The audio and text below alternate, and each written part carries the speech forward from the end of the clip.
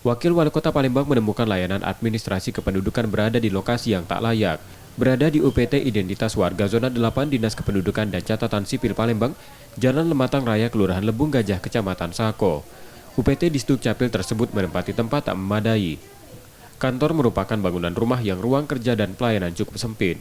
Lokasi ini pun tak memiliki lahan parkir dan warga harus melepas alas kaki. Wali Kota Palembang meminta segera memindahkan UPT tersebut. Memang ada beberapa keluhan ya. Yang pertama, pada saat kita datang, UPTD ini memang tidak menyiapkan lahan parkir, ya, sehingga warga kesulitan kalau akan berkunjung. Oleh karena itu saya berharap kepada Kepala Dinas Dukcapil untuk menempatkan kembali UPTD-nya ke Kecamatan Sako. Karena tempat ini sendiri sangat tidak representatif ya. Ruang tunggunya juga di luar, terasa panas, ruangan pelayanannya juga sempit.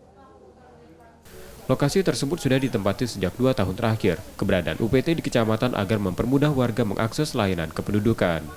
Rizky Nurmizan, Kompas TV, Palembang, Sumatera Selatan.